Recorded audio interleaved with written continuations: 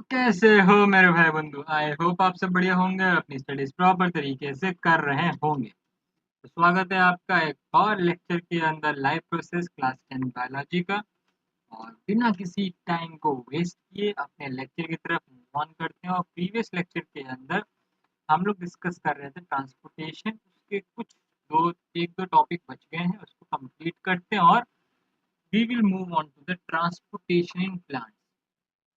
ठीक है, ह्यूमंस में तो देख लिया भैया कैसे ट्रांसपोर्टेशन हो रहा है।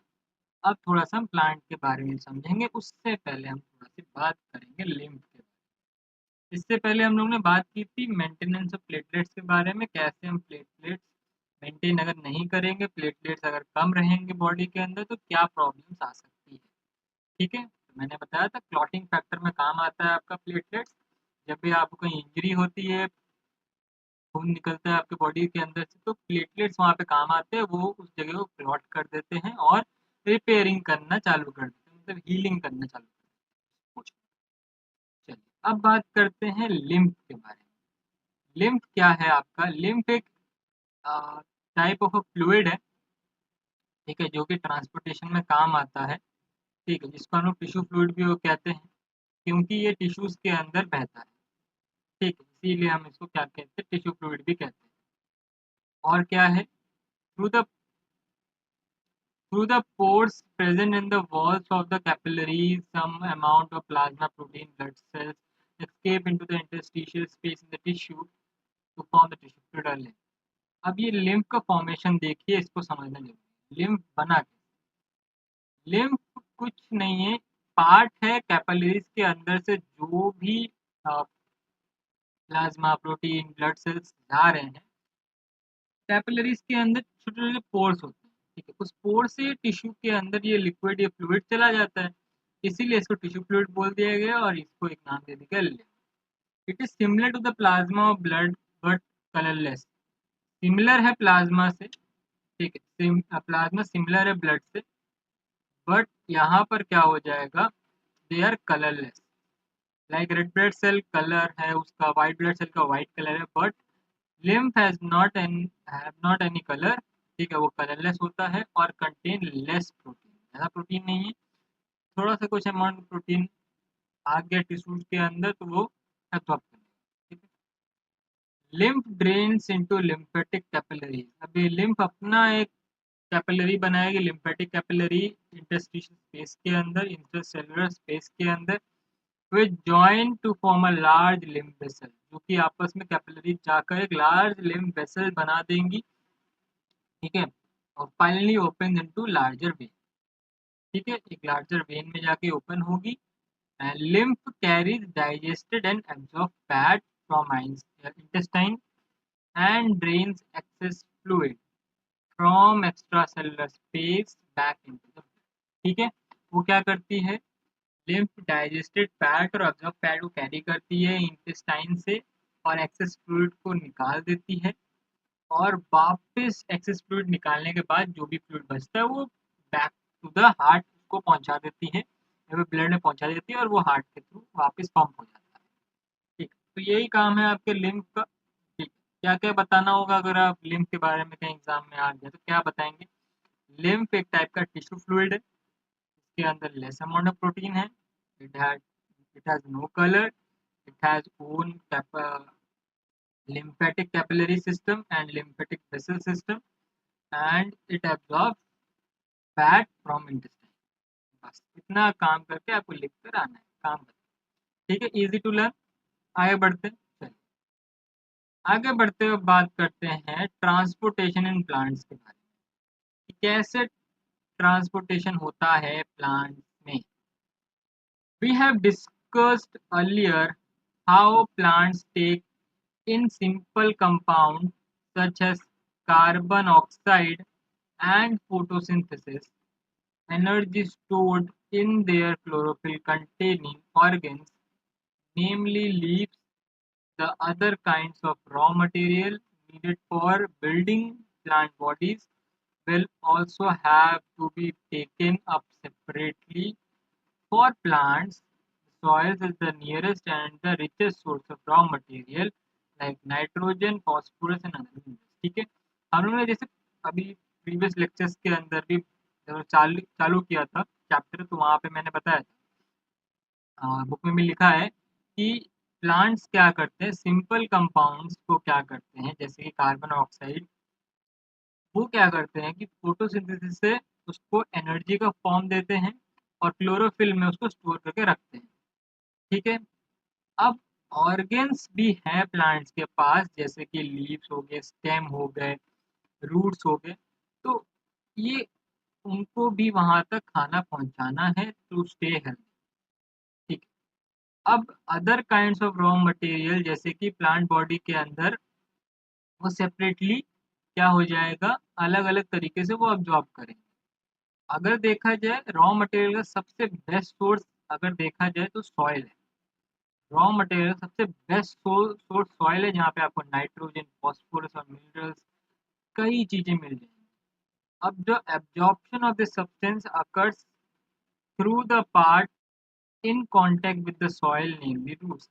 अब ये जो चीज एब्जॉर्ब कौन करेगा, इसमें कौन हेल्प करेगा प्लांट के एब्जॉर्प्शन में दिस मिनरल्स, क्योंकि सबसे ज्यादा closest part of the plant जो कि सॉइल के बहुत करीब रहता है, वो कौन सा है, वो आपका रूट्स है। तो रूट्स क्या है, कांटेक्ट में है सॉइल के, तो वो क्या करेगा, पहला काम करेगा absorption of substance, absorption of raw material from the soil. If the distance between the soil contacting organs and chlorophyll containing organs are small, energy and raw material can easily diffuse to all parts of the plant body। यहाँ क्या बताया जा रहा है यहाँ पर कि जो कॉन्टैक्ट ऑर्गन है जो कि सॉइल के बहुत पास में रहता है, वो क्या करता है, क्लोरोफिल कंटेनिंग ऑर्गन्स के मुताबिक बहुत ही ज़्यादा लार्ज साइज होता है, और एनर्जी और raw material can easily diffuse from one plant body to the another plant body. ठीक। But if this substance become large because of changes in plant body design, अगर ये सब्सटेंस जो भी है लार्ज हो जाए तो बॉडी डिजाइन में चेंजेस आ सकते हैं। ठीक। Diffusion process will not sufficient to provide raw material in leaves, energy in roots.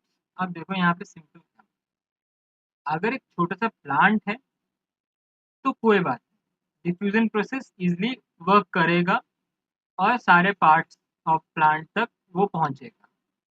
But अगर हम वही बात करें किसकी, बड़े प्लांट की, साइज में अगर बड़ा होगा तो diffusion will not sufficient to provide raw material और energy to the leaves and other parts of the plant. ठीक है। तो वो सफिशिएंट नहीं होगा, डिफ्यूजन वहाँ सफिशिएंट नहीं होगा। डिफ्यूजन में बता दूं कि हायर कंसंट्रेशन से लोअर कंसंट्रेशन जब भी कोई सब्सटेंस मूव करता है, प्रोसेस को हम लोग डिफ्यूजन कहते हैं। तो यहाँ पर वो प्रोसेस सफिशिएंट नहीं होगा अगर साइज लार्ज होगा plant. A proper system of transportation is therefore essential in such situation. इस सिचुएशन से ओवरथ्रो करने के लिए प्लांट खुद के अंदर एक इनबिल्ट ट्रांसपोर्टेशन सिस्टम बिल्ड करती है, जो हम लोग आगे अभी देखने वाले हैं। Energy needs differ between different body design. अब एनर्जी बॉडी डिजाइन के ऊपर निर्भर करता है कौन किस तरीके से कैसा एनर्जी रिक्वायर करता है। जैसे मान लीजिए अगर एक पतला आदमी और एक मोटा हट्टा कट्टा आदमी है, तो क्या लगता है एनर्जी किसको ज़्यादा चाहिए होगी।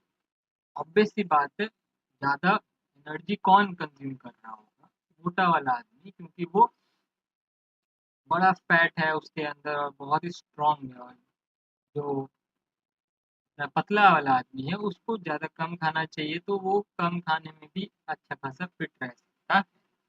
तो it's depends on the body design, कैसा बॉडी डिज़ाइन किसका कैसा होता है, उसी हिसाब से उसकी एनर्जी रिक्वायरमेंट होती है। Plants do not move and plant bodies have a large portion of dead cells in many tissues। अब एक डिफरेंस, हम एनिमल्स और प्लांट्स के, हम लोग मूव कर सकते हैं, हम लोग अपने रिक्वायरमेंट का हिसाब से अपना कंडीशन सेटल देख कर सेटल होकर वहाँ के फूड कंज्यूम कर सकते हैं। But plants do not move, उनको क्या है, उनके बॉडी के अंदर लार्ज पोर्शन डेड सेल्स बने। As a result plants have low energy needs, तो उनको ज़्यादा एनर्जी रिक्वायरमेंट नहीं है। और हमारी body is full of living cells. तो every body parts needs energy. हम लोग की अगर बात, बट प्लांट्स के केस में वैसा नहीं है, तो इसलिए जो ट्रांसपोर्टेशन सिस्टम है इनका रिलेटिवली स्लो है as compare to the earth. The distance over which transport system have to operate, however, can be very large in plants such as very tall trees. ठीक है, कभी कभी ये ट्रांसपोर्ट सिस्टम बड़े पेड़ों के लिए बहुत ज़्यादा बड़ी हो जाती है और छोटे पेड़ों के लिए छोटा सा रहता है. तो depending on the size, plant transport system will move energy stores from leaves and raw material from the root. अब क्या है, ये जो एनर्जी है वो स्टोर कहाँ पर हो रही है, लीव्स में हो रही है, और रॉ मटेरियल कहाँ से मिल रहा है, फ्रूट से मिल रहा है. तो सारा रॉ मटेरियल ट्रांसपोर्ट किया जाता है लीव्स में, और लीव्स अपना काम करती है, वो एनर्जी फॉर्म करती है, और एनर्जी बनाने के बाद वो पाथ डिसाइड करती है, दो पाथ में जाएगी. ठीक है, अपवर्ड और डाउनवर्ड. अपवर्ड में भी बहुत सारे प्लांट, बहुत सारे स्टेम्स, बहुत सारे लीव्स हैं, वहां पर भी एनर्जी जाएगी, और नीचे रूट्स में भी एनर्जी चाहिए कि वो अच्छे से, रूट भी स्ट्रॉन्ग होगी, उनको भी फूड रिक्वायरमेंट, एनर्जी रिक्वायरमेंट चाहिए ताकि वो अच्छे से एब्जॉर्ब कर सके सारे सॉइल न्यूट्रिएंट्स मिनरल्स को सॉइल से. तो इसीलिए तो लीव्स का काम है एनर्जी स्टोर करके उसको बाद में ट्रांसपोर्ट करना, और रूट से क्या काम है, उसको अच्छे से रॉ मटेरियल को अच्छे से पहुंचाना लीव्स. तो इसके लिए दो पाथ में हम लोग देखते हैं. Constructed independently organise conducting. ठीक है, इंडिपेंडेंटली है दोनों. पहला है जाइलम. अब जाइलम क्या पहुंचाता है, जाइलम का काम है वाटर और मिनरल्स को ऑब्जॉर्ब करना, ऑब्टेन करना from the soil. And the other is phloem.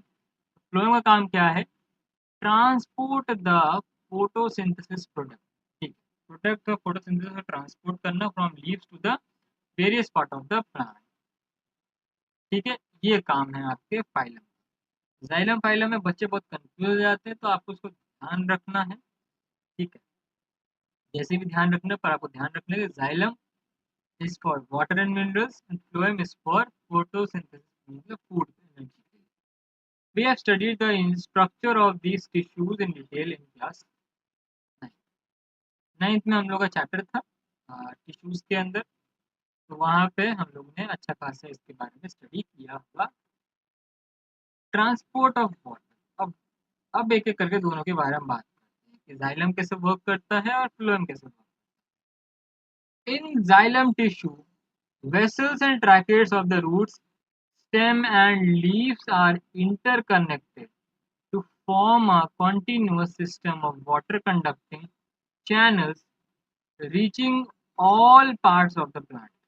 ठीक. At the roots, cell in contact with the soil actively take up ions.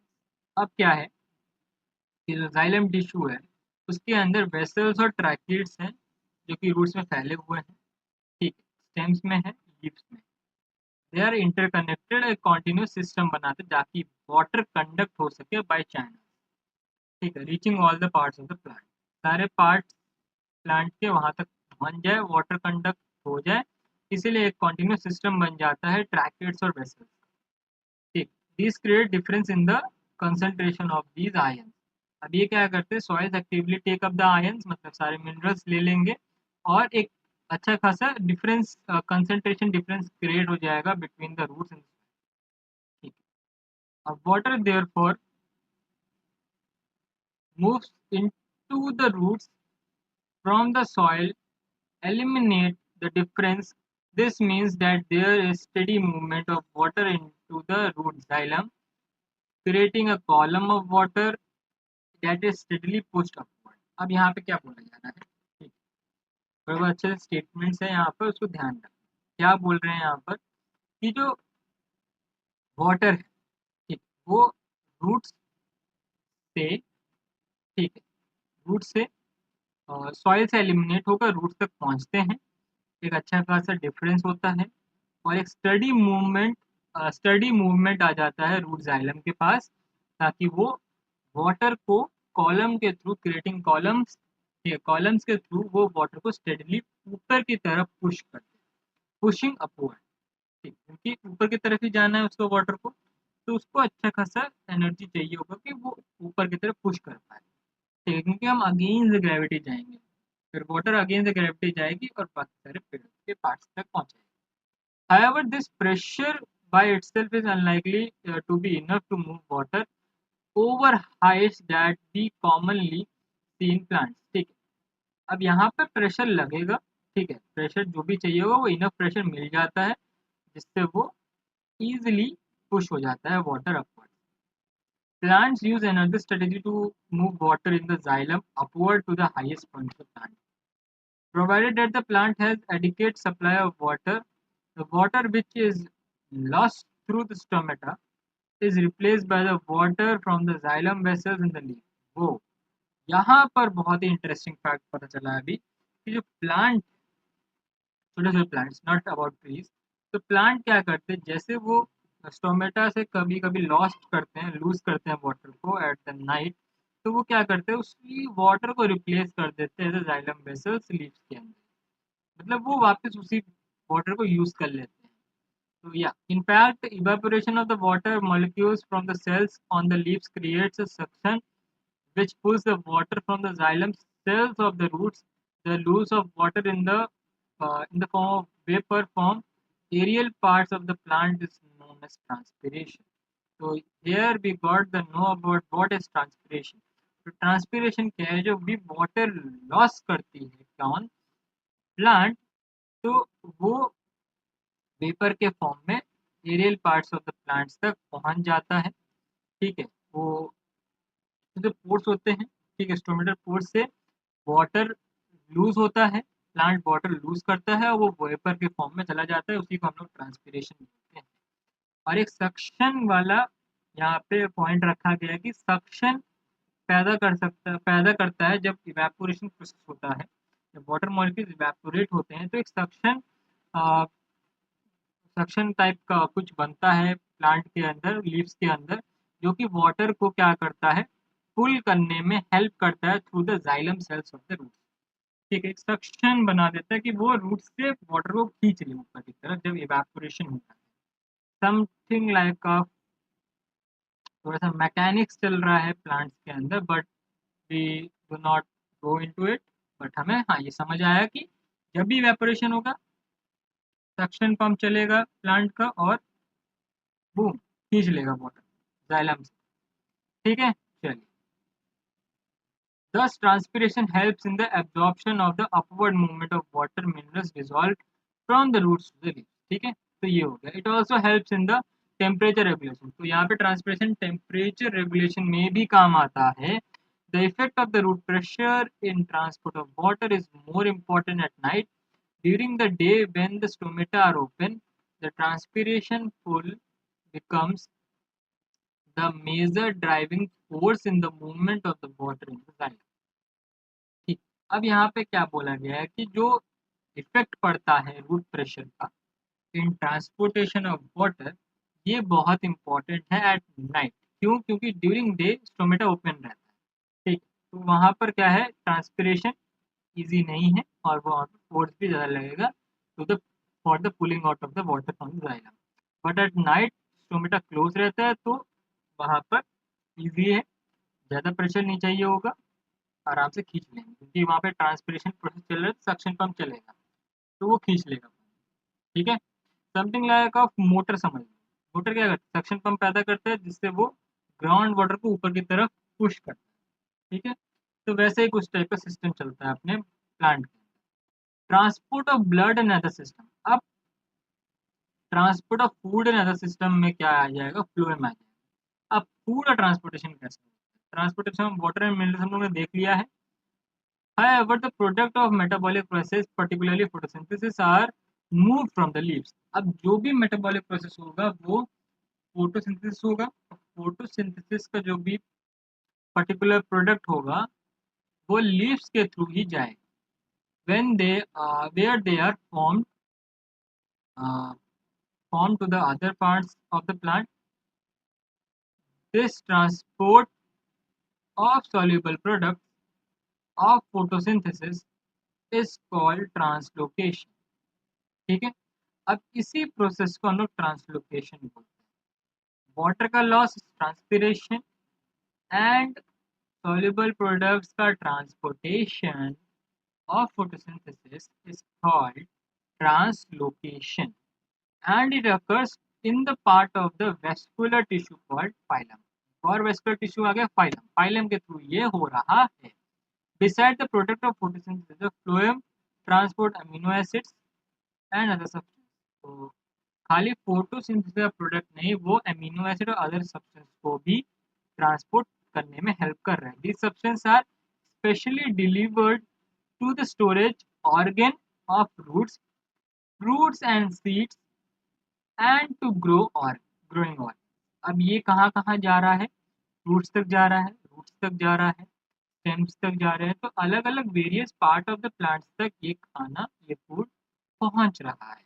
The translocation of food and other substance takes place in the sieve tubes.